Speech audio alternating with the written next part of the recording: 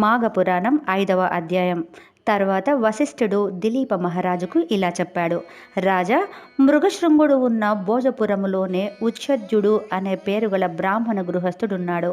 ఆయనకి ఒక కూతురు. ఆ పిల్ల పేరు సువృత్త. పేరుకు తగిన ప్రవర్తన కల బుద్ధిమంతురాలు, చక్కదనాల చుక్క, పద్మపత్రాల వంటి కన్నులు కల కన్నె మిన్న. సువృత్త మాఘమాసంలో తోడి కన్యలతో కలిసి కావేరికి వెళ్ళి స్నానం చేయడం ఒక నియమంగా పెట్టుకుంది. స్నానం చేసే ముందు, ఓ కావేరి మహానది నమస్కారం. మాఘమాసంలో నీలో స్నానం చేస్తే పాపాలన్నీ పోగొట్టుతావని పెద్దల మాట. నాకు మేలు కలిగించు తల్లి, మంచి భర్తను, మంచి కొడుకుల్ని నాకు కలిగించు, మంచి బుద్ధిని, పతిభక్తిని నాకు ప్రసాదించు అని ప్రార్థించేది. అలా 3 ఏళ్ళు మాఘ స్నానాలు చేసింది. కూతురి సత్ప్రవర్తనకు తండ్రి ఉచ్ఛజ్యుడు ఎంతో ఆనందించి, దీనికి తగిన వరుడు ఎవడో, ఎక్కడ ఉన్నాడో అని అనుకునేవాడు. కుత్సుడు ఉచ్ఛజుని కూతురు సువృత్త వృత్తాంతం విని తనకు కోడలుగా చేసుకోగోరి కొడుకుతో చెప్పాడు. మృగశృంగుడు అంగీకరించాడు. అలా ఉండగా ఒకనాడు సువృత్త తన చలికెత్తెలైన 3 కన్యకలను వెంటబెట్టుకొని మాఘస్నానానికై కావేరికి వెళ్ళింది. అలా వెళ్తూ ఉండగా దారిలో ఒక అడవి ఏనుగు మదమెత్తి తొండము మీదికెత్తి భయంకరంగా ఘీంకరిస్తూ వారి మీదకు వచ్చింది. దానిని చూచి ఆ కన్యకలు బెదిరి అరుస్తూ పరుగులెత్తారు. ఏనుగు వారిని వెంట తరుముతూ వెళ్ళింది. ఆ కన్యకలలా పరిగెత్తి వెళ్ళి ఒకచోట దట్టంగా గడ్డి కప్పి ఉన్న నూతిలో పడిపోయారు. ఏనుగు అటు నుంచి ఇటు తిరిగి వెళ్ళిపోయింది. ఎంతకాలమైనా అమ్మాయిలు రాలేదేమని ఆ పిల్లల తల్లిదండ్రులు అడవి మార్గాన వస్తూ కాలి జాడలను బట్టి, దారిలో అక్కడక్కడ చెదిరిపడి ఉన్న నగలను బట్టి వెతుకుతూ నూతి దగ్గరకు వెళ్ళారు. నూతిలో మరణించి ఉన్న కూతుళ్లను చూసి లబోదిబో అని ఏడ్చారు. సువృత్త, విమల, కమల, సురస అని పేరు పేరున పిలుస్తూ మాఘమాసంలో కావేరి మహానదిలో స్నానాలు చేసిన ఫలితమా ఇది బిడ్డలారా? మా ఏడుపు విని రారేమి? అయ్యో, అంత మంచి పిల్లలనిపించుకున్న మీ బ్రతుకులు ఇంత చిన్నతనంలోనే తెల్లవారిపోయాయా? అను పలు విధాల ఏడవసాగారు. అందరూ ఏకమై నూతిలోంచి ఆ కన్యకలను పదిలంగా బయటికి తీసి పక్కనున్న పచ్చగడ్డిపై ఉంచి శోకదేవతల్లాగా బిక్కచిక్కి కూర్చున్నారు. అంతలో మాఘ స్నానానికై కావేరికి పోతున్న మృగశృంగుడు ఆ త్రోవన పోతూ వారిని చూచి విషయమంతా విని, విచారించకండి, ఈ కళేబరాలను ఇండ్లకు తీసుకొని పోయి చెడిపోకుండా భద్రంగా కాపాడుతూ ఉండండి, కొలది కాలంలోనే నేను వీరిని బతికిస్తాను అని ధైర్యం చెప్పి ఓదార్చి వారిని పంపి తాను నదికి పోతున్నాడు. అంతలో ఆ ఏనుగే మృగశృంగుని మీదకి వచ్చి ఘీంకరించింది. తొండం మీదికెత్తింది. మృగశృంగుడు బెదరకుండా అలా నిల్చున్నాడు. ఏనుగు దగ్గరగా వచ్చి తొండంతో మృగశృంగుణ్ణి పట్టుకొని మీదికెత్తి మీద కూర్చోబెట్టుకున్నది. అంతలోనే కిందికి దింపి తొండము ముందుకు చాచింది. మృగశృంగుడు గజారోహణం శుభ ఫలప్రదం అనుకుని ఏనుగు తొండాన్ని తన చేతితో స్పృశించాడు. మాఘమాసంలో 8 దినాల స్నానఫలం దారపోశాడు. అంతే, ఏదో ఇంద్రజాలముగా అయింది. ఏనుగు మానవుడుగా మారిపోయింది. ఆ మానవుడు మృగశృంగునికి నమస్కరించాడు. కాస్త దగ్గరికి వచ్చి, మహాత్మా, వింతగా చూస్తున్నావా? అవును, నా బ్రతుకు వింతగానే జరిగింది. విన్నవిస్తాను, అవతరించు అని తన జీవిత చరిత్ర చెప్పాడు. నిషధ నగరంలో విశ్వగుప్తుడనే వైశ్యుడుండేవాడు. ఆయన మా నాన్న.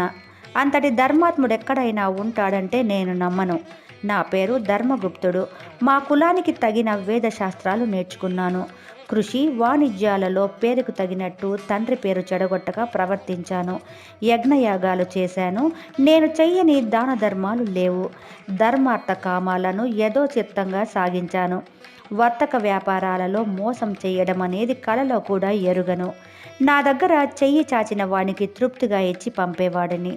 అతిథులను, బంధువులను యథాశక్తిగా ఆదరించేవాడను. పరధనాన్ని కాలకూటంగా, పరకాంతను అగ్నిశిఖగా చూచాను. కలలోనైనా నవ్వులాటకైనా అసత్యమాడి ఎరగను. అతిశయోక్తి కాదు గాని దైవ బ్రాహ్మణ భక్తి కలవారిలో నన్నే ముందుగా చెప్పాలి.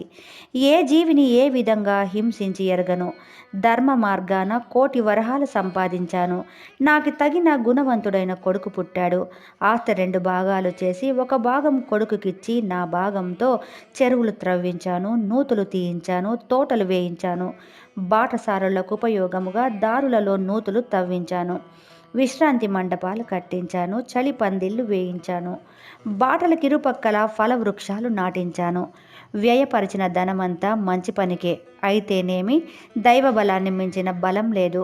బ్రహ్మేదాంధ్రులు కూడా తలవ్రాత తప్పించలేరు. వచ్చేది కొబ్బరికాయలోని నీళ్లులాగా వస్తుంది, పోయేది ఏనుగు మింగిన వెలగపండు గుజ్జులాగా పోతుంది. ఒకనాడు ఒక కాపాలికుడు వచ్చి నన్ను చాటుకు పిలిచి బంగారం చేసే పద్ధతి నాకు తెలుసు. నువ్వు సాయం చేస్తే కావలసినంత పసిడి, నీ ఇల్లంతా బంగారం గని అయిపోతుందన్నాడు. వాడి మాటలకు మోసపోయాను. ఆశ అలాంటిది. ఉన్న సొత్తంతా వాడి మాటలతో నాశనం చేశాను. వాడే రాత్రో వెళ్ళిపోయాడు. కట్టుబట్టలతో మిగిలాను. అంతలో వయస్సు పడమటికి తిరిగింది. ఏవేవో రోగాలు పిశాచల్లాగా పట్టుకున్నాయి. మాఘమాసం వచ్చింది. ఎలాగో ఓపిక పట్టుకుని సూర్యోదయ సమయంలో 10 దినాలు పుణ్యనదిలో మాఘ స్నానాలు చేశాను. శరీరం బాగా అవశం అయిపోయింది. మరి చెయ్యలేకపోయాను. అంతలో నా కొడుకు వాణిజ్యం కోసం దేశాంతరం వెళ్ళిపోయాడు. గుర్రాలు ఏవో తెగుళ్ళు వచ్చి చచ్చిపోయాయి. దొంగలు ఆవుల్ని తోలుకొని పోయారు. భార్య కూడా నా మాట వినకుండా పోయింది. పేదవాడనైపోయాను కదా. కోడలు మనవరాలు గుక్కెడు నీళ్ళైనా పోసేవారు కారు. మనవడు వేశ్యాలోలుడై తిరగనారంభించాడు. ఇల్లు సర్వశూన్యమైపోయింది. మనమని దుష్టవర్తనానికి రాజు కోపించి మమ్మల్ని దేశభ్రష్టుల్ని చేశాడు.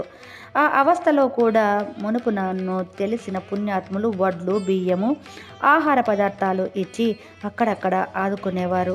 అలా ఉండగా ఒకనాడు ఒక పుణ్యాత్ముడి ఇంట మితిమీర తిన్నాను. ఆ తిండి జీర్ణం కాక అతిసార రోగం పట్టుకుంది. ధర్మపరులకు అంత్యకాలంలో అతిసార రోగం వస్తుందని పెద్దలంటారు. ఆ రోగంతో బాధపడుతూ శ్రీహరి నామస్మరణ చేస్తూ తనువు చాలించాను.